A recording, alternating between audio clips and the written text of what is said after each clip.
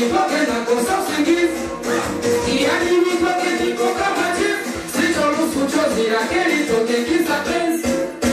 Wakamwambia nini kuhusu malamu, nampenda kwa dhati ni kwake sina gabababu.